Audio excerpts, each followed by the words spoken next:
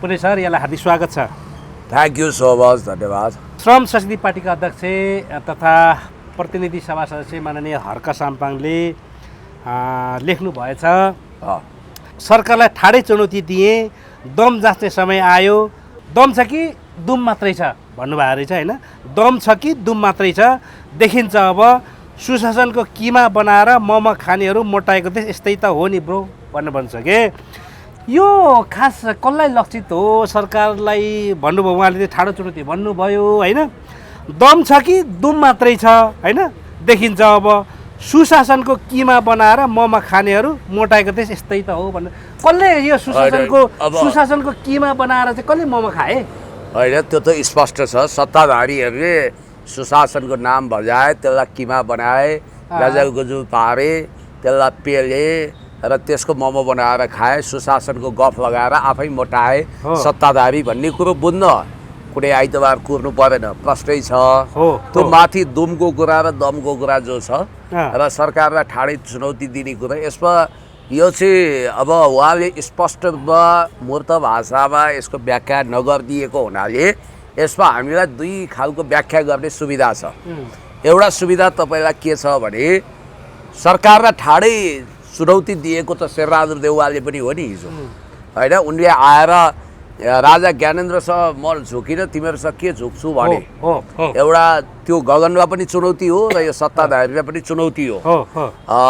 काङ्ग्रेसलाई भाङ्ग्रेस बनाएर विशेष महाधिवेशनबाट कब्जा गर्ने गगनलाई पनि चुनौती हो र बालन सरकारलाई पनि ठाडो चुनौती हो। उहाँले यसो पनि भन्न खोजेको हुनुपर्छ, हिजो तिमीहरूले लखट्यौ, भागी भागी हिँडेको भन्यौ, आज यही एयरपोर्टमा छाती फुलाएर ल के गर्न सक्छौ गर भनेर चुनौती दिए भन्न पनि सकियो। र अर्को चाहिँ चुनौती दिने विद्रोहीहरू पनि यो राज्यमा छन्, बाघीहरू पनि छन्, इमान्दार पनि छन्। हामी पनि चुनौती दिन्छौँ, तिमीहरूको लागि चुनौती हामी पनि हौ। तिमीहरूले गलत गरिरहेछौ, तिमीहरूले सुशासनको नाउँमा कुशासन दियौ, भ्रष्टाचार गर्यौ, जनतालाई मार्यौ, होल्डिङ सेन्टरमा गरिबहरूलाई निमुखा सुकुम्बासीमाथि अत्याचार गरेर आत्महत्या गरेर विवश गरायौ भन्ने अनेक आशय यसबाट लगाउन सकिन्छ। त्यही हो होइन। तपाईँको अब जस्तै नि शेरबहादुर देउवाको कुरा गर्नुपर्दाखेरि कसैले कुटाइ खानु त्यो दुःखको कुरा हो, हामीलाई पनि दुःख लाग्छ। यद्यपि हिजोको दिन त्यो भएको थियो होइन, कुटा खाएर भाग्नु परेको थियो, अनि नेपाल फर्कने अवस्था पनि थिएन। आज 5 महिना पछाडि दुनियाँ तारतम्य मिलाएपछि आज त्यसरी गर्जिनु, त्यसरी भुक्न सुहाउँछ र? भोग्न भन्दा पनि यस्तो हो क्या, तपाईँले यसलाई पोजिटिभली लिइदिने हो भने होला। अब पोजिटिभली एउटै कुरोमा लिइदिने हो भने शेरबहादुर देउवा कमसेकम 84 वर्ष पुगेका व्यक्ति जो पितृ भइसके, उनका उमेरका मान्छेले धेरैले पिण्ड खाइसके होइन। अब उनी अन्तिममा मर्नको लागि चाहे जेलमा अन्तिम बास होस्, चाहे घरमा होस्, चाहे डेरामा होस्, उनी आफ्नै देशमा आए भनेर पनि भन्न सकियो नि। होइन ठिक छ, सुन्नु न, उनी तपाईँले भन्नुभयो त्यो पितृ भइसकेको मान्छे, त्यो सही हो। तर आज हेर्दा त्यहाँ तपाईँको काङ्ग्रेसको नाटक, तपाईँको सभापति शेरबहादुर देउवा भनेर अफिसमा नेम प्लेट झुन्डाएको छ होइन, छुट्टै तपाईँको बैठक बोलाएको छ होइन। गगन थापालाई चाहिँ सभापति स्वीकार्ने अवस्था छैन, स्वीकारिरहेको पनि छैन। अब तपाईँको शेरबहादुर खेमा एउटा, गगन खेमा एउटा, दुई फ्याक काङ्ग्रेस बनाइसक्यो भन्ने जस्तो पनि देखिन्छ। यस्तो भइराखेको छ नि। अस्तिबाट जुन दिनबाट काङ्ग्रेसको वैधानिकताको पुनरावलोकन गर्ने निस्सा सर्वोच्च अदालतबाट प्रधान न्यायाधीशज्यूकै इजलासबाट जारी भयो, त्यो दिनबाट वैधानिक रूपमा काङ्ग्रेस कसको हो भन्ने निर्क्योल भइसकेको छैन।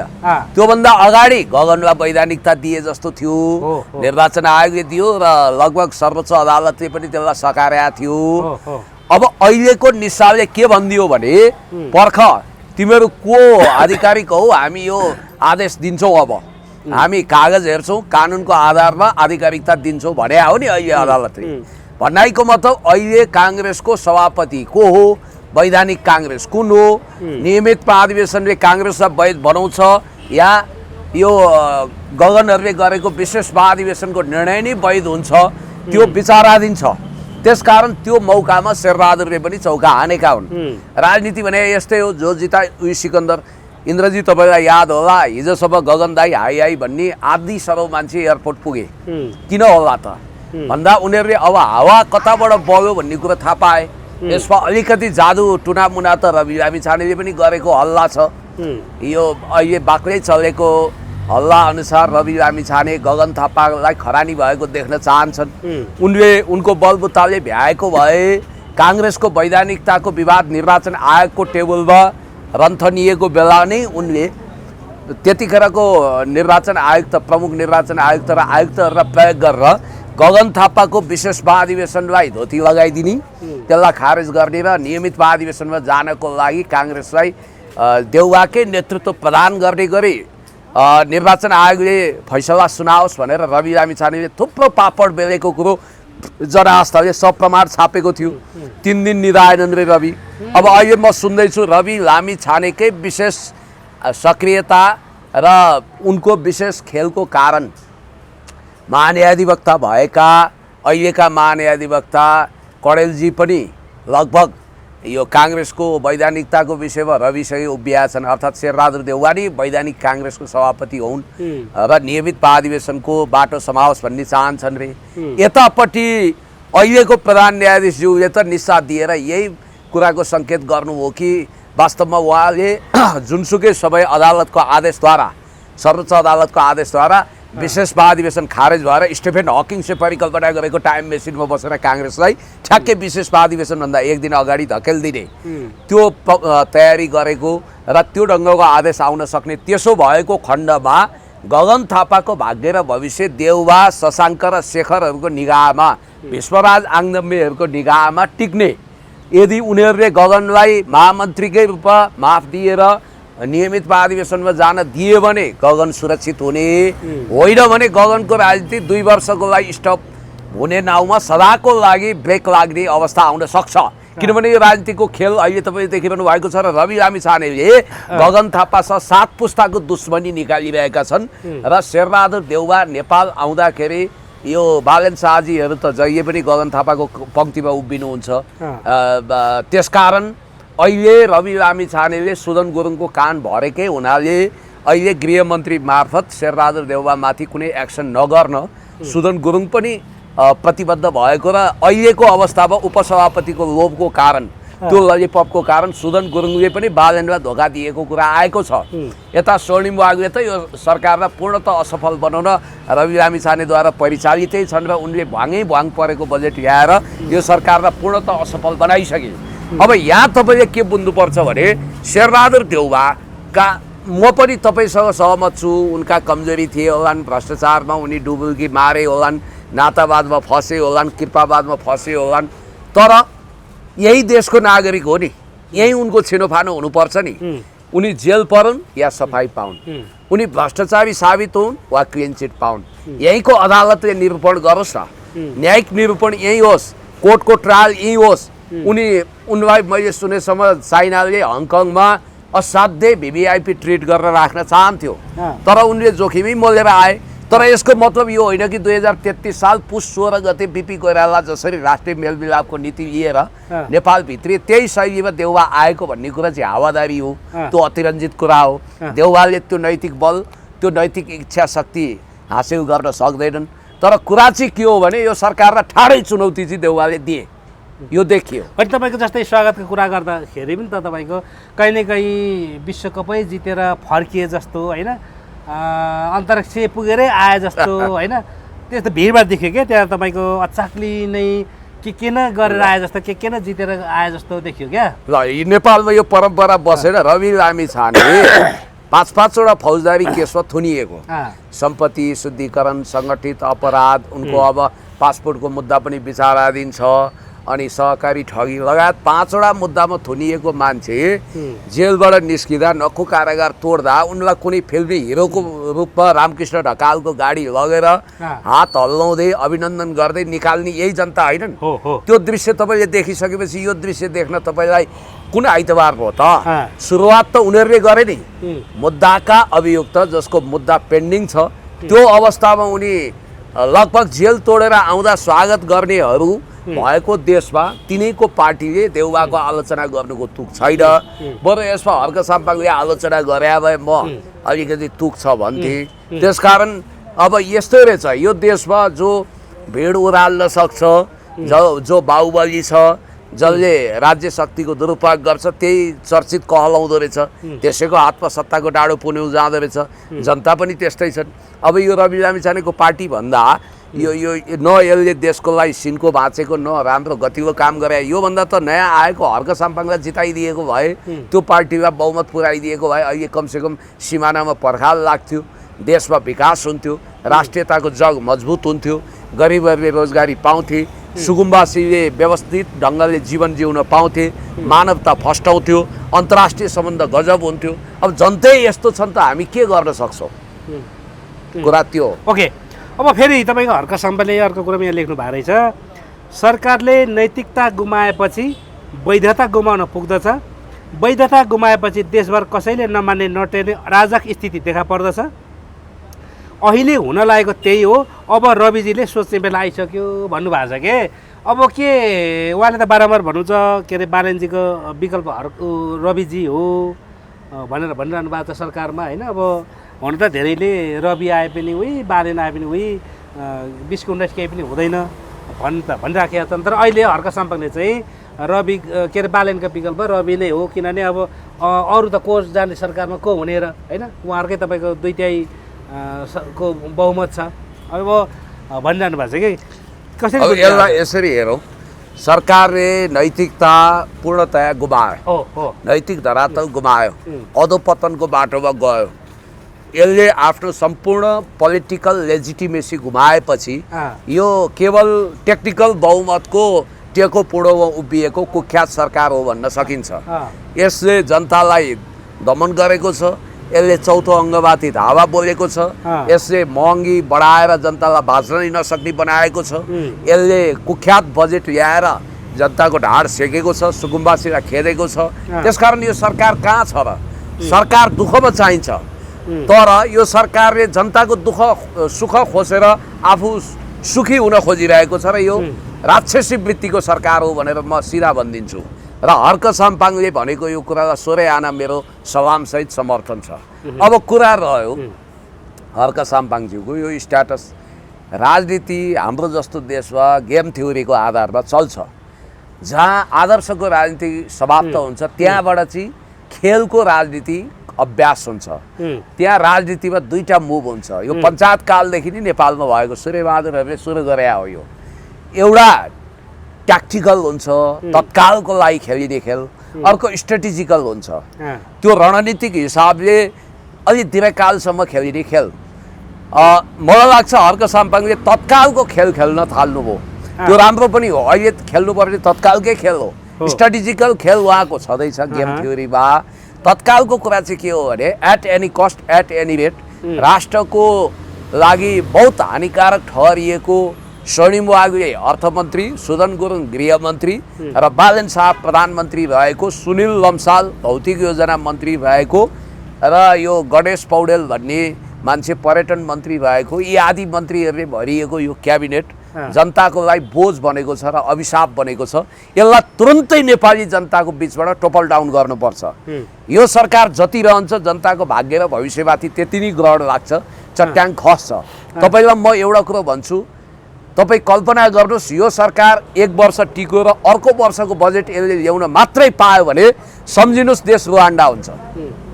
यसले असंलग्न परराष्ट्र नीति र पञ्चशीलतामाथि जसरी छुरी रोपेको छ देश गृह युद्धमा फस्छ। दुईटा कुरा पक्का हुन्छ, एउटा राज्य पूर्णतः आर्थिक रूपमा फेल्ड स्टेट हुन्छ, अर्थराजनीतिक हिसाबले देश कोल्याप्स हुन्छ किनभने त्यो त देखिसकियो, र अर्को चाहिँ यहाँ विदेशी हस्तक्षेप हुने खतरा हुन्छ।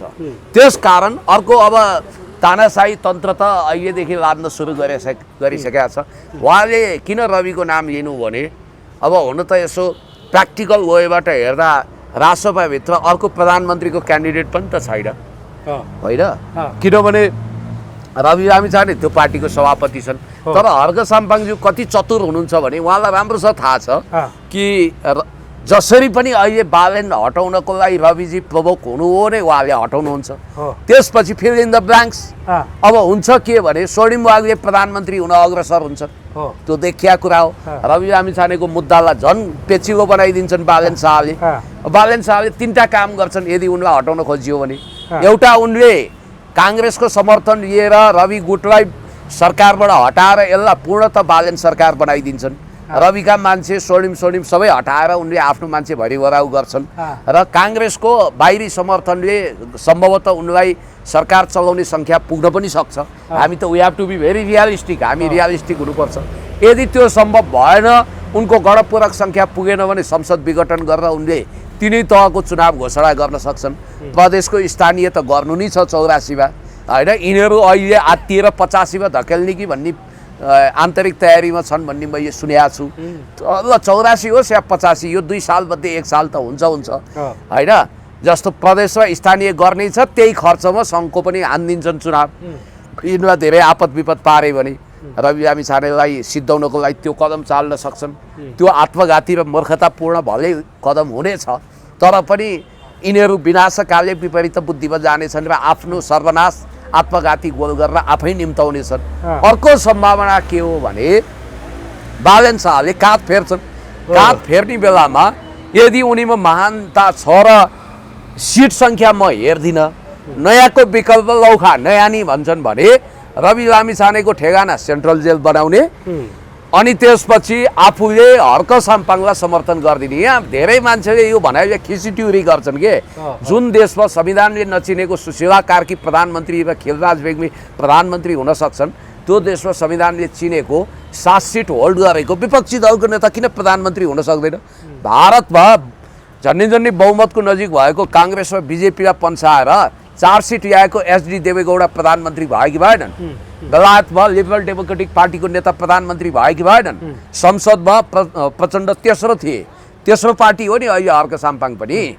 होइन, तपाईँको प्रधानमन्त्री हुन सक्ला बन्ला, तर काम गर्ने वातावरण नबन्ला नि त फेरि, किनभने काम त गर्न खोजेपछि आफ्नो सांसद सङ्ख्या नै कम भइसकेपछि। सुन्नु न, त्यो बेलामा जनताले देख्छन् नि त। अहिले समस्या के हो भने कामै उल्टो गरेर नै विवाद आएको हो। काम राम्रो गर्न खोजेर विवाद आएको होइन। हामीले यो बुझ्नु पर्यो। काम उल्टो पाल्टो गर्ने, जनतालाई करको कहरमा पिस्ने। ए बाबा मनमोहन अधिकारीको सरकार पनि अल्पमतमा थियो। अल्पमत चाहे 7 सिटको होस्, चाहे तपाईँको बहुमतलाई 1 सिट कम होस्, अल्पमत भने एउटै हो के? थोरै सङ्ख्याको अल्पमत सरकार पनि एउटै हो। मेरो कुरा तपाईँले बुझाएँ मैले। र धेरै सिट सङ्ख्या सहितको अल्पमत भने नि अल्पमत हो कि ध्यानमै बहुमत हुनु पर्यो? अल्पमत भने बाहिरबाट समर्थन गरिदिने कुरा हो। बाहिरबाट समर्थन गरेपछि किन काम गर्नुहुन्न उहाँले?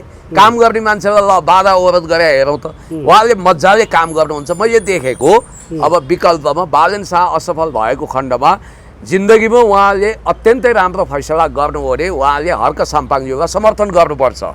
यदि त्यो गर्नुहुन्न भने विश्वराज आङदम्मे विकल्प हुन सक्छन् बरु, तर रवि चाहिँ हुनै सक्दैनन्। तर अहिले हर्क साम्पाङले रविजीलाई किन भन्नुभयो भन्दा यसको पछाडि रिजन छ।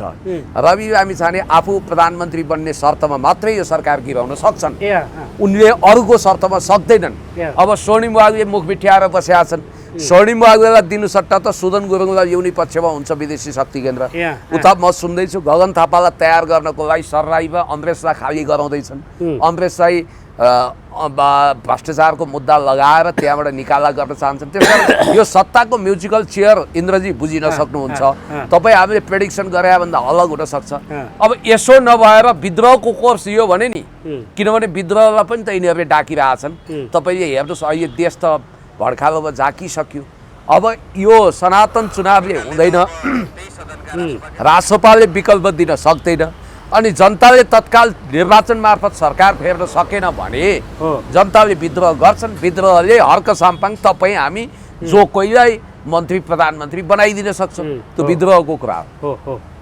अब यति बेला चाहिँ के अरे पत्रकार किशोर श्रेष्ठको खुबै चर्चा छ र यसमा अहिले पक्ष विपक्षले धेरै बहस र चर्चाहरू गरेको पाइन्छ। कतिपयले चाहिँ किशोर श्रेष्ठको समर्थन गरेको पाइन्छ, भेटिन्छ भने कतिपयले चाहिँ किशोर श्रेष्ठ गलत हुन्, उनले चाहिँ तपाईँको गलत काम गरे भन्नेहरू पनि थुप्रै भेटिन्छन्, होइन? अब यही चर्चाको बिचमा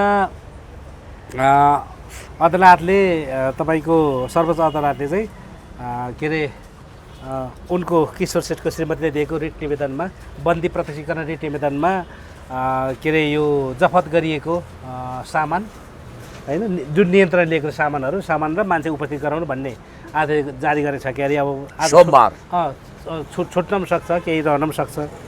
अब यही बिचमा जनआस्थाले अर्को कुरो के लेखेछ भन्दाखेरि जनहितमा जनआस्थाले मोलेका जोखिमहरू भन्ने शीर्षकमा हजुर थुप्रै कामहरू लेखेको छ। त्यो हेर्नुभयो हजुरले? अब मैले हेरेको छु, तैपनि दर्शकको के रहेछ त्यो हेर्नु? दर्शकको जानकारीको लागि हामीले भनौँ। अब तपाईँले भनेको कुरामा म 1 मिनट समय लिएर व्याख्या गरेपछि यो हेर्छु। ओके। पहिलो कुरो, किशोर श्रेष्ठजी व्यक्तिगत रूपमा दुधले धोएको हो कि होइन, उनी कति सफा इमेजका हुन् होइनन्, यो अहिले डिबेटको विषय नै होइन। किशोर श्रेष्ठको गिरफ्तारी गैर न्यायिक हो कि न्यायिक, अब कोर्टको ट्रायलको विषय हो। उनी नारी द्वेषी हुन् कि नारी मैत्री हुन् भन्ने कुरो पनि अहिले बहसको विषय भएन। श्रीषा कार्कीको आत्महत्याको कुरा उठाउनेहरूले शालिग्राम पुडा सैनिक कसको कारणले आत्महत्या गर्न भिडियो जारी गरेका थिए भन्ने कुरो बिर्सिनु पाइन्छ, त्यो बिर्सनु हुन्छ। यो विषयमा एकछिनपछि आउँछु।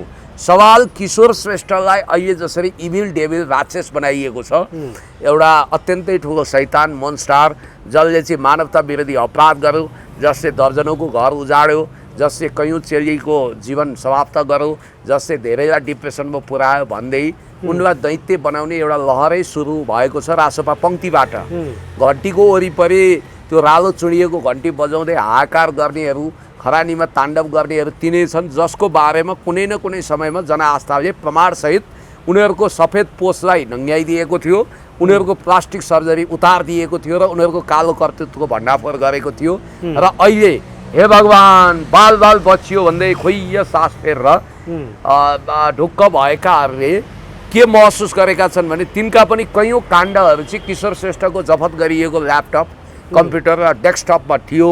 अब हामी सेफ जोनमा भयौँ भनेर उनीहरूले परिकल्पना गरेका छन्। तर किशोर श्रेष्ठ जस्तो महाचतुर पत्रकारले त्यसको ब्याकअप 10 ठाउँमा राख्छन् भन्ने यिनीहरूलाई थाहा छैन। र अब किशोर श्रेष्ठ सायद निकै छिटो उनी रिहा भएर आउनेछन् मेरो अनुमानमा।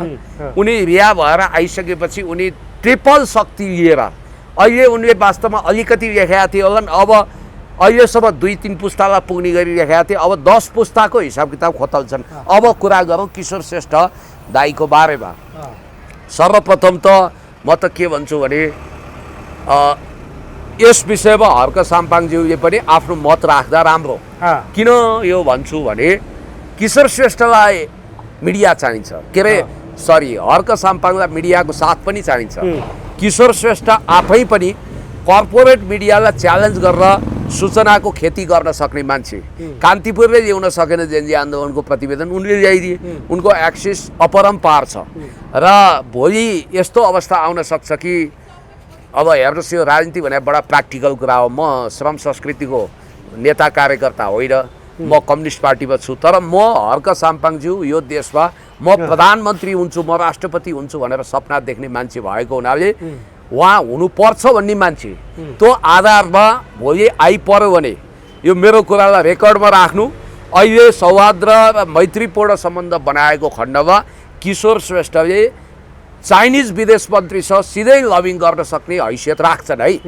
तपाईँलाई के भनौँ भने किशोर श्रेष्ठजीको पहुँच धेरै माथिल्लो कोटीमा भएको हुनाले तपाईँलाई म एउटा कुरा भन्छु कि भोलि हरेक मान्छे काम लाग्छ र यतिखेर वास्तवमा किशोर श्रेष्ठमाथि अन्याय नै भएको छ, किनभने उनले समाचार लेखेको कारणले उनी गिरफ्तार भएछन्। हेर्नुहोस्, म तपाईँलाई के भन्छु भने अमेरिकामा मोनिका लेविन्स्की र बिल क्लिन्टनको अनैतिक सम्बन्धको पर्दाफास गर्ने पत्रकारलाई अवार्ड दिइयो, तर यहाँ सत्ताका हर्ताकर्ताहरूको कालो कर्तुत किशोर श्रेष्ठले पर्दाफास गर्दा उनलाई जेलको हिरासतको हावा खुवाइएको छ। म तपाईँलाई के भन्छु भने किशोर श्रेष्ठले आफ्नै पार्टीलाई पनि छोडेनन् नि। हिजो अरूका छोरा ऋणमा, वामदेवका छोरा चिनमा लेख्ने उहाँ नै हो जनआस्थामा। म त 55 सालदेखि त्यो अखबारमा आर्टिकल लेख्ने मान्छे। म किशोर श्रेष्ठलाई चिन्दछु, बुझ्दछु, जान्दछु। हगि तपाईँलाई एउटा कुरा के भनौँ भने किशोर श्रेष्ठ निर्भीक पत्रकार हुन्। उनले माओवादीका गुप्त कुरा ल्याएनन् कि माओवादीकोलाई ठुलो समस्या हुने गरी समाचार सम्प्रेषण गर्दा खोइ त उनलाई माओवादीले गोली ठोकेर मारेन। अनि सेनाको विषयमा अजङ्गका समाचार ल्याए। शाही सत्तामा युवराज पारसले को गाडीले प्रवीण गिरीलाई ठक्कर दिएको कुरा ल्याउँदाखेरि खै उनलाई कसैले सिद्ध्याएन त। अनि सेनासँग पनि पंगा लिए। तर यही बालन सरकारले, यही गृहमन्त्रीले, यही सत्ताले चाहिँ समाचार लेखेकै आधारमा, रुबी ठाकुरको विषयमा समाचार लेखेकै आधारमा, अनि त्यो कुण्डी के जाति सांसद आफैले फोटो राखेर रहेछ फेसबुक वालमा, त्यो फोटो सार्वजनिक गरेकै स्थितिमा उहाँलाई समाउनु पर्छ। अनि उहाँलाई उहाँको घरको खान तलासी लिने, परिवार आतङ्कित गर्छ भने यो तानाशाही तन्त्र नभएर के हो? यो आज बुढी मरी भन्ने होइन, काल पल्क्यो भन्ने हो। यिनीहरूको यस्तै चालामाला हो भने भोलि बालवाला सांसदको फुली थुतेर यिनीहरूले पकडछन्, यिनीहरूले बुद्ध लगाउँछन्, यिनीहरूको मनोबल बढ्दै जान्छ। त्यसकारण हर्क साम्पाङज्यूको बारेमा मैले बुझेको कुरा के भने अरू सबै नेताको उनले छारष्ट गरे, तर मैले थाहा पाएसम्म हर्क साम्पाङ देशभक्त हुनुहुन्छ, माटो प्रेमी हुनुहुन्छ, इमान्दार हुनुहुन्छ भनेर उहाँको विषयमा उहाँले कहिले नेगेटिभ लेख्नु भएको छैन। त्यसकारण यो विषयमा एकचोटि घोत्रिने कि मेरो हर्क साम्पाङलाई यो अनुरोध पछि अब म तपाईँले भनेको कुरा के छ भने अब हेर्नुहोस् है, अलिकति मैले यो हेर्दैछु। अब यहाँ जनहितमा जनआस्थाले मूल्यको जोखिम भन्ने छ। जेएनजी आन्दोलनपछि सरकारले लुकाएको गौरीबहादुर कार्कीको प्रतिवेदन सार्वजनिक, सोही प्रतिवेदनमा टेकेर सरकारले केपी ओली र रमेश लेखकलाई पक्राउ गरेको थियो है। राष्ट्रिय मानवाधिकार आयोगको प्रतिवेदनको भित्री तथ्य खुलासा, जनआस्थामा लगातार समाचार छापिएपछि आयोगले प्रतिवेदन सार्वजनिक गरेको। गृहमन्त्री सुदन गुरुङ र बिचौलिया दीपक भट्टको आर्थिक कारोबार बारे समाचार ब्रेक, गुरुङ पछि राजीनामा दिन बाध्य भएको हो। अब यही कुरोको पनि प्रतिशोध लिए जस्तो देखिन्छ। अब अर्को पनि छ यहाँ, रवि लामिछानेले अमेरिकी पासपोर्ट र नागरिकता नत्यागी नेपाल बसेर मिडियामा काम गरेको प्रमाण उजागर। उनी सांसद र मन्त्री भएपछि अदालतबाट प्रमाणित भई पद गुमेको। पत्रकार शालिग्राम पुडा सैनीले आत्महत्या अघि रेकर्ड गरेको भिडियो सार्वजनिक गरेको। रासोपा सभापति रवि लामिछाने संलग्न सहकारी प्रकरणको उत्खनन। बिचौलिया दीपक भट्टको अवैध धन्दाबारे श्रृङ्खलाबद्ध रूपमा समाचार सार्वजनिक, भट्ट अहिले पूर्वपक्षकोलाई थुनामा। काङ्ग्रेस नेता विनोद चौधरीले बाँसबारी छाला जुत्ता कारखानाको जग्गा हडपेको समाचार ब्रेक, सरकारले मुद्दा दर्ता गरेर जग्गा फिर्ता लिएको। अब अरू पनि छ, सत्ता र शक्तिको आडमा दबाइएको नमिता सुनिता हत्याकाण्ड पर्दाफास, बलात्कारपछि हत्या भएको घटनामा दरबारका सदस्य संलग्नता भएको तथ्य खुलासा गरेको। नारायण हिटी दरबारमा काग कराएको सुन्न नसकेर युवराज दिपेन्द्रले फायरिङ गरेर काग मारेको विषय सार्वजनिक। माओवादीले अछामको मङ्गलसेन आक्रमण गर्दा तत्कालीन प्रधान सेनापति भोजभतेरमा व्यस्त रहेको र दर्जनौं मारिएको सैनिकलाई श्रद्धाञ्जली समेत नदिएको समाचार प्रकाशित। गायक प्रवीण गुरुङलाई ठक्कर दिएर हत्या गरेपछि फरार भएको तत्कालीन शाहजादा पारस शाहको रहेको खुलासा। पत्रकार कृष्ण सेनलाई पक्राउपछि प्रहरी हिरासतमा कुटी हत्या गरेको समाचार प्रकाशित गरिएको। र यसमा थप तपाईँलाई म के भनिदिन्छु भने हिमाल शर्मा र उनको मिसेसले, मैले हिजो बोलिरहँदा धेरैले मलाई पुण्य गौतमले के कुरा गरे होला भने तपाईँहरूको मिडियामा मैले अस्तिदेखि यो कुरा भनेको छु, किनभने म त इतिहासका घटनाहरूको साक्षी हो नि त। मेरो इन्स्टिट्युसनल मेमोरी पनि तगडा छ, मैले अर्काइभ पनि मेन्टेन गर्छु। त्यतिखेर चाहिँ कृष्ण केसी हिमाल शर्माहरूलाई मार्न ठिक्क पारेको बेला 60 सालमा जनआस्थामा न्युज ब्रेक भएकै हुनाले वामदेव गौतमले राजा वीरेन्द्रसँग कुरा गरेर हिमाल शर्माहरूको ज्यान बचाएको कुरा सर्वविदितै छ। तपाईँले यहाँ एउटा कुरा के ख्याल गर्नुपर्छ भने, अब यहाँ हेर्नुहोस्, यहाँ म न्युज पढिबाची सुनाउँछु है। यहाँ आएको पनि छ, हिमाल शर्माजी आफैले लेख्नु भएको छ है। हिमाल शर्माजीले लेखेको यहाँ स्ट्याटसै हामी हेर्न सक्छौँ, किनभने उहाँ आफै भुक्त हो नि त। हिटरमा पिसाब फेर्न लगाइएको, भैरवनाथ गढमा चरम यातनासहित राखेको यो कुरा त थियो होइन। अब उहाँ आफैले के लेख्नुभयो त भन्दा, हेर्नुहोस् है, अब म यहाँ हेर्दैछु, समाचार आएको छ नि तपाईँको यो त हो, यहाँ भेटिएन, म हेर्दैछु, यहाँ छ। 3 घन्टा अगाडि किशोर 60 सालतिर भैरवनाथ गढभित्र बेपत्ता अवस्थामा रहेका हामीहरूको अवस्थालाई उनको जनआस्था पत्रिका मार्फत त्यहाँभित्रका भयावह स्थिति र फोटो सबै छापेर उजागर गर्ने एउटा निडर पत्रकार हुन्, जसको कारणले त्यो बेलाको सत्ताले चाहेर पनि हामीलाई मार्न सकेन भन्ने कुरा पछि आएर पुष्टि हुन्छ। मान्छे हुन्, उनीमा पनि होलान् कतिपय कमजोरीहरू, नितान्त व्यक्तिगत मानहानि हुने गरेर लेखेको भए कानुन बमोजिम सहलान्, त्यो उनको कुरा हो। सारमा उनी सत्ताभित्रका अनेकौँ तथ्य र सूचनाभित्र छिर्ने र साहस बटुलेर लेख्ने एक निडर पत्रकार भने पक्कै हुन्। किशोर श्रेष्ठलाई अविलम्ब रिहा गरियोस् भनेर यसरी स्ट्याटस हिमाल शर्माले पोस्ट्याउनु भएको छ। अहिले म तपाईँसँग कुरा गर्नुभन्दा ठिक 3 घन्टा अगाडि। अब यसबाट के बुझ्नु पर्यो भने किशोर श्रेष्ठको डार्क साइड मात्रै देखाउने हेर्ने, उनको ब्राइट साइडमा पनि भुल्नु भएन। उनको ब्राइट साइड के हो भने एक शीर्षा कार्की जसले किशोर श्रेष्ठजीको अखबारमा निस्किएको कारण आत्महत्या गरिन्। बहुत खेदको विषय हो, बहुत दुःखको विषय। मैले त्यो बेलामा भेटेको शालीन नायिका हुन् उनी। अब महानगरमा रङ्गीन रातहरू भन्ने न्युज निस्किँदा सायद किशोरजी विदेशमा हुनुहुन्थ्यो। अब यो के हुन्छ भने युट्युब र अखबार एउटै होइन के सर। जस्तो तपाईँको युट्युबमा त कहिलेकाहीँ अर्काले भिडियो के अपलोड गरिदिन्छ भन्ने हुन्छ तपाईँलाई बाहिर गएको बेला।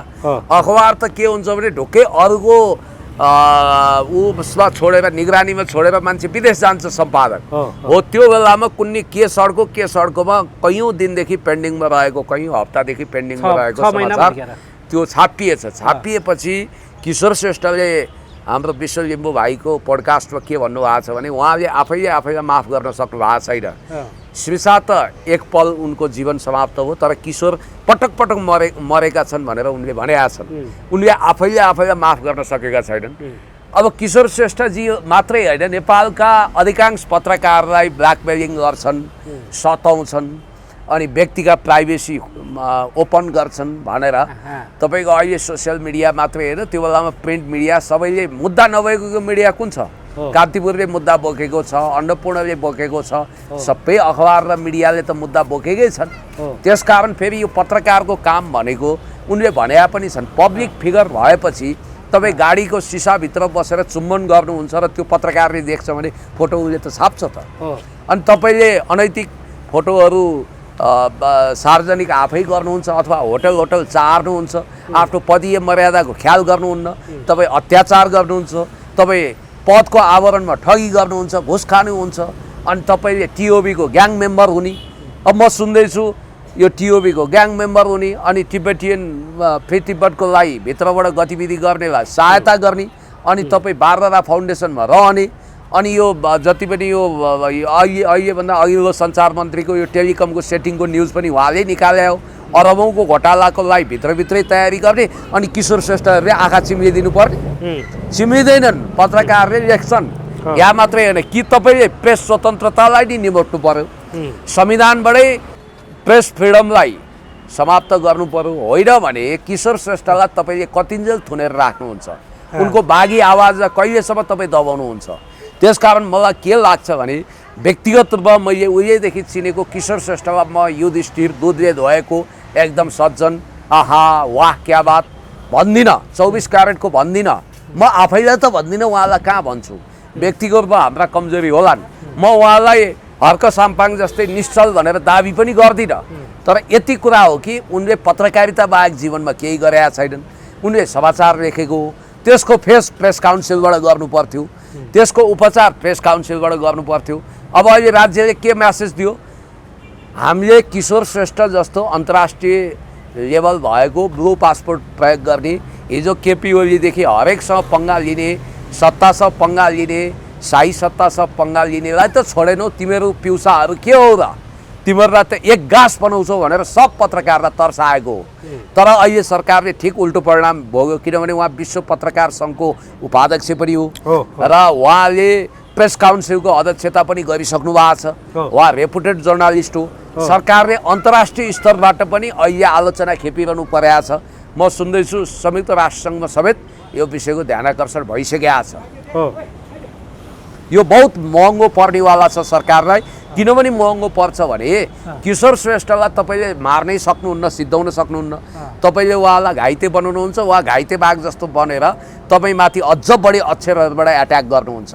किनभने मलाई लाग्छ यो कम्प्युटर उठाएको कारण अहिले एउटा भनाइ नै छ नि, त्यहाँ किशोर श्रेष्ठ समाते आइरह अरे के किशोर श्रेष्ठले जम्मा गरेको कालो करतुत समाते आयो उनीहरूको, किशोर श्रेष्ठको ल्यापटप समातेको, किशोर श्रेष्ठजीको मोबाइल समातेको, उहाँको सम्भावित प्रकाशित हुने न्युजलाई डम्प गरेको। तर एउटा कुरा ख्याल गर्नु होला, सायद अदालतको आदेशले तपाईँले त्यो कम्प्युटरहरू सबै फिर्ता गर्नुपर्छ। उनको रिहाई यो सोमबार मङ्गलबार कहिले हुन्छ बढीमा, नभए आजै पनि हुनसक्छ। उनलाई हमेसाको लागि थुन्न सम्भवै छैन, किनभने यो मुद्दाको जग अत्यन्तै कमजोर छ। त्यसकारण मलाई लाग्ने कुरा चाहिँ के हो भने किशोर श्रेष्ठ कानुनी रूपमा बलियो छन्, सरकारको मुद्दा असाध्यै कमजोर र प्रतिशोधपूर्ण छ र किशोर श्रेष्ठले आगामी दिनमा ल्याउन सक्ने, किशोर श्रेष्ठले आगामी दिनमा उनीहरूको थप भण्डाफोर गर्न सक्ने, उनीहरूको भ्रष्टाचार, अनैतिकता, कालो करतुतहरू, विदेशी एजेन्टगिरीको सारा फेरिस्त पोल उनले खोल्दै थिए। र मैले सुनेको त यो सत्ताधारीहरू फ्री तिब्बत मुभमेन्टमा कसरी मलजल गर्दैछन् त्यसको डिटेल्स स्टोरी उनले ल्याउँदै थिए। त्यो ल्याएको भए जनताबाटै यो सरकार बहिष्कृत भएर ढल्थ्यो। त्यहीबाट त्यो पूर्व सूचना मिलेर सरकार आतंकित भएर किशोर श्रेष्ठलाई गिरफ्तार गरेको भन्ने सुनेको छु। कहीँ कतै न कतै तपाईँको सरकारले नै प्रतिरोध साधेको अथवा किशोर श्रेष्ठ गिरफ्तार गर्नको लागि सरकारले लागि परेको भन्ने शङ्का पनि गर्न थाले क्या मान्छेले गरे के, त्यो कहीँ सत्य हुन सक्ला? होइन, सरकारकै आदेशमा हो, यसमा त कुनै दुई मात्रै छैन। किनभने सरकारले नचाहँदा किशोर श्रेष्ठको गिरफ्तारी हुन सक्दैन थियो, किनभने नेपाल प्रहरी स्वचालित भएर किशोर श्रेष्ठलाई समाउनु पर्ने कारणै थिएन। किशोर श्रेष्ठजी माथिका उजुरीहरू फन्टु सुन भनेर 1 दर्जन उजुरीलाई उसले पेन्डिङमा राखिसकेका थियो। तर यो मामिलामा चाहिँ अब गृह मन्त्रालय नै अतिरिक्त रूपमा सक्रिय भएर गृहमन्त्रीकै ठाडो आदेशमा पक्राउ गरेको भन्ने कुरा प्रारम्भिक रूपमा आएको छ। प्रहरीले यो कुराको परिणाम गम्भीर हुन्छ भनेर सोच्यो।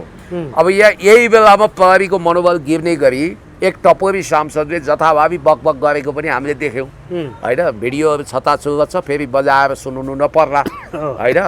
खगेन्द्र सुनार भन्ने मान्छेले नेपाल प्रहरीको सम्मानित दर्जामा रहेको आइजिपी र गृह सचिव दुवैजनालाई तथा नाम भन्नै नमिल्ने कुराहरू, अप्रमाणिक कुरा गरेर उहाँको वर्दीमा हिलो छ्याप्ने, अब नेपाल प्रहरीको आइजी साहबको वर्दीमा हिलो छ्याप्ने र गृह सचिवको कोटमा फोहोर गर्ने गरी उनले जुन बकवास गरेका छन् त्यसले नेपाल प्रहरीको साख र इमेज गिराएको छ।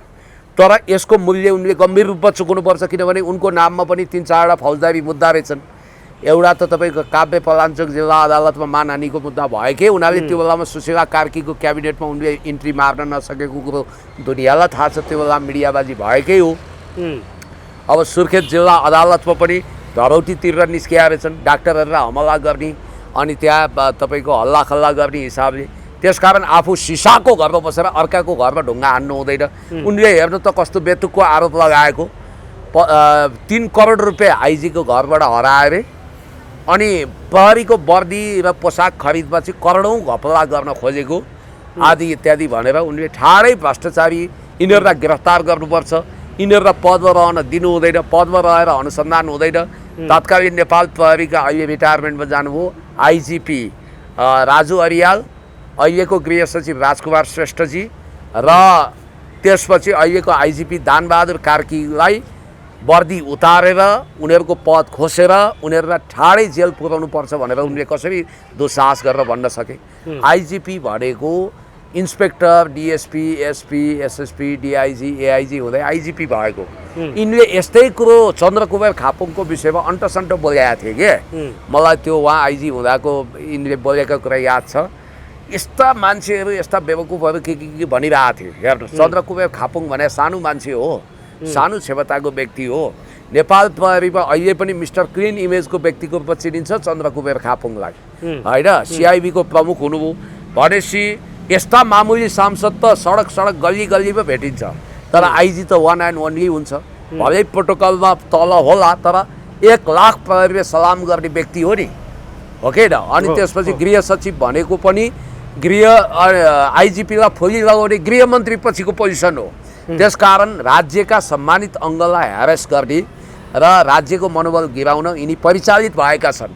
यस्तो बेलामा अब प्रहरी पनि किम कर्तव्य विमूढ भएको छ। अब कुनै बौद्धिक क्षमता, राजकीय अनुभव, प्रशासनिक कुशलता, दक्षता नभएको टपोरी टाइपका मान्छे मन्त्री भइदिन्छन्। त्यस्तैलाई मन्त्री बनाएर मनोबल गिराउँछन्। अब मैले सुनेको त यिनले जुन भ्रष्टाचारको आरोप लगाए, मिथ्या आरोप लगाए, उल्टै आइजी साहब र गृह सचिवले चाहिँ यिनीहरूको कता कताबाट आएको प्रस्ताव होइन, करोडौँ अरबौँ रुपियाँ कमाउने यिनीहरूको ध्येय मनसुबालाई बरफ पानी खनाएर यिनीहरूले इच्छाएको कमिसन एजेन्टलाई चाहिँ त्यो कामको जिम्मेवारी दिन नमानेको हुनाले अख्तियार लाग्छ भन्ने भएको कारण र आफ्नो छवि जोगाउन त्यो तत्परता देखाएको कारण चाहिँ गाली गरेको भन्ने मैले सुनेको छु। र तपाईँ परिकल्पना गर्नुहोस् इन्द्र सर, मानौ तपाईँ आइजिपी हुनुहुन्छ, तपाईँ अहिले कहाँ बस्नुहुन्छ थाहा छ? तपाईँको निवास भने तपाईँको घर होइन नि, निजी प्रहरी हेडक्वार्टरभित्रको, प्रहरी परिसरभित्रको व्यवस्थित बिल्डिङ जहाँ हजारौँ प्रहरीहरू सुरक्षाको लागि तैनात हुन्छन्, त्यहाँ त्यो निवासमा कसरी चोरले चोर्न सक्छ? वर्षौँ अगाडि एउटा घटना तपाईँलाई पत्रिकामा आएको थियो, म बताइदिन्छु। एउटा चोरले भुलवश एकजना डिएसपीको घर चोरेछ। भरे उसले यो घर डिएसपीको हो, बालवाला हो भन्ने थाहा पाएपछि कुनै माध्यमद्वारा सामान फिर्ता गरेर के ल सुन्नुहोस्, पछि आफैले गिरफ्तारी दियो। चोरले आइजीको घर चोर्न सक्छ, त्यो पनि 3 करोड रुपियाँ घरमा अहिले मान्छेले राख्छन्। दुनियाँलाई उल्लु बनाउने 3 करोड रुपियाँ कुन बेवकुफले राख्छ घरमा? त्यसकारण यो झुटो आरोप हो। अब त्यही तपाईँको यो खगेन्द्र सुनारकै, सुदन गुरुङकै कुरा गर्दाखेरि, आइजिपीको कुरा गर्दाखेरि यहाँ अर्को कुरामा आछ के, गृहमन्त्री सुदन गुरुङले खगेन्द्र सुनारको अभिव्यक्तिप्रति चाहिँ आपत्ति जनाएका छन्। उजुरीको भरमा न्यायाधीश बन्न मिल्दैन भनेर पनि भनेका छन् क्या। होइन, यस्तो भएको होला। यो चाहिँ तपाईँको गृहमन्त्री अहिले वास्तवमा डेन्जर जोनमा छन्। खास गरी यो कुख्यात तिब्बती सम्मेलनको आन्तरिक प्रेरणादाता नै उनी हुन् भन्ने कुरा एक्सपोज भएपछि यो कुख्यात दलाइ लामावाला तिब्बती सम्मेलन जो हुँदै थियो, त्यो तिनै दलाइ लामा जसले ननसेन्स नेपालमा कहाँ बुद्ध जन्मिया हो, भारतमा जन्मिया हो भनेर अङ्ग्रेजीमा बयानबाजी दिएर नेपालीहरूको बिचमा आफ्नो घृणित छवि स्थापित गरेका छन्। हो त्यही दलाइ लामाको लाई प्रेरणा दिने खालको टिओबी ग्याङ पनि नेपालमा जेन्जी आन्दोलनमा बाइक पड्काउँदै संलग्न भएको थियो, अपराध कर्ममा संलग्न थियो। र यो अहिले कतै न कतै युरोपले पनि आँट गर्न नसकेको, अमेरिकनहरू डिप स्टेटको इसारामा हुन लागिरहेको तिब्बती सम्मेलन लगभग भइसकेको थियो, पुरा तयारी भएको, र गृहमन्त्री यसको लागि प्रोएक्टिभ भएको कुराले वास्तवमा चिनियाहरू बढी सशङ्कित भएर उनीहरूले हस्तक्षेपै गर्ने तहसम्म सोचिसकेको भन्ने कुरा आएको छ। र त्यसको लागि उनीहरूले, सरकारले उनीहरूको कुरा नसुन्ने भएपछि सिधै मुख्य सचिव र परराष्ट्र सचिवलाई बोलाएर ब्रिफिङ गरे। ब्रिफिङ गरिसकेपछि त्यही आधारमा प्रधानमन्त्रीलाई भेटेर मुख्य सचिव र परराष्ट्र सचिवले हजुर यो कुरा बडा प्रत्युत्पादक हुन्छ, नेपालको आन्तरिक मामिलामा पनि यो पेचिलो मुद्दा बन्छ, यो जोखिम नमोलौँ भने हुनाले तपाईँले सरकारी स्टेटमेन्ट हेर्नु भएको छ, तत्कालको लागि स्थगित भनेको छ। तत्कालको लागि स्थगित भनेको के हो भने एकछिनको लागि तत्कालको लागि म यो भिडियो हाल्दिनँ भनेर तपाईँले प्राइभेट गर्नु भने तत्कालको लागि पो नहाल्ने, अथवा तत्कालको लागि प्राइभेट गरे हो नि, दीर्घकालको लागि त भिडियो हाल्नु हुन्छ भने जस्तै यिनीहरूले भविष्यमा तिब्बती सम्मेलन गर्न सक्छन्। त्यो कारण अन्तर्राष्ट्रिय रूपमा पनि कुख्याति कमाएका यिनी अहिले डेन्जर जोनमा छन्। र यिनले वास्तवमा अहिले प्रहरीसँगको पंगा यिनमा डबल महँगो पर्छ। सम्भवतः प्रहरीको दबाव, प्रशासनको दबाव र आन्तरिक बाह्य दबावको कारण गृहमन्त्री गलेका होलान्। तर मलाई के लाग्छ भने खगेन्द्र सुनार परिचालित हुन्, उनलाई नेपाल प्रहरी खगेन्द्र सुनारले त्यो प्रहरीको पोसाक र अन्य सामग्री खरिदमा चाहिँ अथवा त्यो सम्बन्धी परेको उजुरीमा चाहिँ चर्को रूपमा आवाज उठाएका थिए होइन। त्यही उठाएको आवाजमा चाहिँ उनले अलिकति हप्की दप्की शैलीमा प्रस्तुत भइसके पछाडि गृहमन्त्रीले त्यो कुरा भनेको हामी चाहिँ न्यायाधीश बन्ने उजुरी परेकै आधारमा न्यायाधीश बन्न मिल्दैन भन्नुभएको होइन। एउटा कुरो के हो भने यो अगाडि पनि प्रहरीको पोसाक खरिदमा, हतियार खरिदमा, खास गरी जङ्गी सेवाको उता सेनाको आफ्नै छ, त्यसलाई अख्तियारले छानबिन गर्न पाउँदो रहेछ। सेनाको कुरोमा म गइनँ, फेरि यहाँ जोखिम पनि धेरै मोल्नु नहुने छ। तर जहाँसम्म प्रहरीको कुरा अलिक ट्रान्सपरेन्ट हुँदैन थियो। जस्तो हामी नेपालीहरू कति सोझा र भावुक छौँ भने नि, गृहमन्त्रीले एउटा भाषण गरे तपाईँलाई याद होला, त्यो उनले चाहिँ पुलिसका केही हाकिमहरूको इसारामा भने बिचौलिया त्यतिखेर उनी भरत दीपक भट्टको साथी रहेछन्। दीपक भट्ट यस्तो काम खुब गर्ने होइन, रासन सप्लाई गर्नेदेखि हतियार पोसाकको ठेक्का लिने मान्छे रहेछन्। दीपक भट्टको कम्पनीमा उनी सेयर होल्डर। मलाई अहिले याद भयो कि ठ्याक्क गृहमन्त्री भएको 3 दिन 4 दिन पछि उनले प्रहरी हेडक्वार्टरमा उनको स्वागतको लागि गरेको कार्यक्रममा एउटा भाषण गरेका थिए। उनले त्यहाँ के भनेका थिए भने हाम्रो नेपाल प्रहरीमा यस्तो पोसाकले हुन्छ, यो हतियारले हुन्छ, यो लौरोले हुन्छ, अब चेन्ज हुन्छ भनेपछि ओहो हो भावुक नेपालीले ताली ठोके, वाह गृहमन्त्री नयाँ कुरा भने। तर हामीले के कुरा याद गरेनौँ भने त्यसमा कमिसनको रफू चक्कर हुँदा त्यो करिब 10 अर्बको खेल हो। त्यो 10 अर्बको खेलमा 4-5 अर्ब रुपियाँ 5 अर्बभन्दा बढी घोटाला गर्न सक्छन् यदि भ्रष्टतम गृहमन्त्री भयो भने अथवा गृह प्रशासन वा अरू भयो भने। र त्यो बेलामै हामी झस्किएका थियौँ। यो कुरा किन आयो भन्दा कहीँ न कहीँ बिचौलियाले या प्रभाव पारेको छ भन्ने हामीले बुझेका थियौँ। अब अहिले आएर यो कुरा बाक्लै उठ्यो। अब मैले पाएको गृह प्रशासनको सूचना अनुसार चाहिँ दानबहादुर कार्कीजी अहिलेसम्म उहाँले आफ्नो वर्दीमा भ्रष्टाचारको दाग लाग्न दिनु भएन। अब जाँदा जाँदै बुढेसकालमा अख्तियार खेप्नुपर्ने गरी उहाँ यो प्रहरीको पोसाक खरिद, लौरो खरिद अनि तपाईँको कम्ब्याट सामग्री खरिदमा उहाँले चाहिँ भ्रष्टाचारको दाग लाग्न नदिने गरी अडान लिनुभएको हुनाले अब यहाँ त मान्छेका दुईटा रूप छन्, बाहिर आदर्शको कुरा गर्ने, भित्र कुम्ल्याउने हो। त्यो कुरो गर्न रोक लगाएको हुनाले अथवा अहिलेको सनातन परम्परागत ढङ्गले बिचौलियाको प्रभावमा पोसाक खरिद गरेर कमिसनको रफू चक्कर चलाउने कुरामा उहाँ बाधक भएको हुनाले इभन अहिले विधामा बस्न लाग्नुभएका गृह सचिव सायद उहाँको अब 1-2 महिनापछि उहाँ विधामा बस्नुहुन्छ, उहाँ अवकाशमा अनिवार्य अवकाशमा जानुहुन्छ। उहाँहरू दुईजनाको जोडबलको कारण अहिले आइजी फेर्नुपर्ने आवाज भित्रभित्रबाट कतिले उठाएका छन्। आइजीलाई अनेक लान्छना लगाउने, विगतको सत्ताधारीप्रति नम्र भएको भन्ने, अनि उहाँकै घरमा चोरी भएको अफवाह फैलाउने, उहाँलाई झुटो आरोप लगाएर उहाँको मनोबल गिराउन यस्ता मान्छेहरू परिचालित भएका हुन सक्छन्।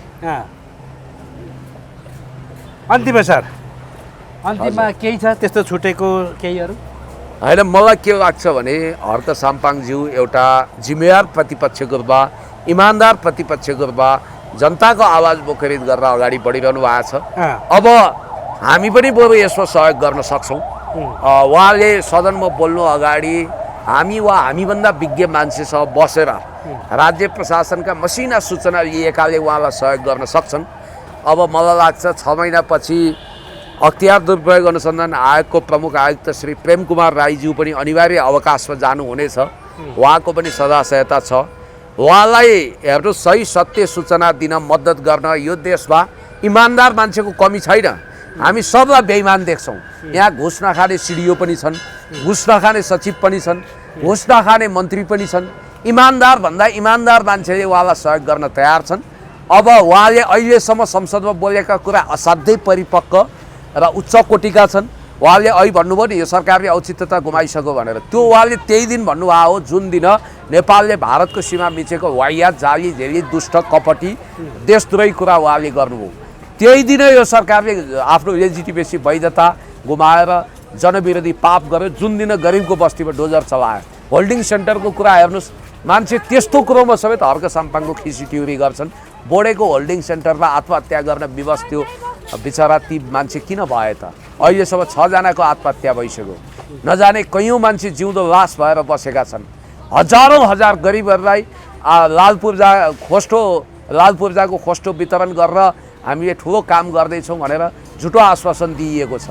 राज्य पुरै तपाईँको निर्दयी भएर लागेको छ। हस्पिटलमा स्वास्थ्य सेवा बिमा छिनिएको छ। गरिबहरू उपचार गर्न नसक्ने भए पुरै प्राइभेटाइजेसनको चक्कर छ। सेयर मार्केटले 5 खरब गुमाएको छ। विदेशी लगानी छैन, लगानी सम्मेलन हुँदैन। 20औं खर्ब रुपियाँ चाइनाले लगानी गर्छु अनुदानमा भन्छ, यहाँ मौका दिँदैन।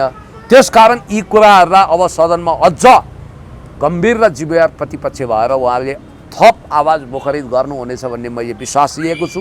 उहाँलाई साथ दिन नेकपा एमाले पनि तयार हुनेछ, कांग्रेस पनि तयार रहोस्, म यही भन्छु। थ्याङ्क यू सर, धेरै धेरै धन्यवाद।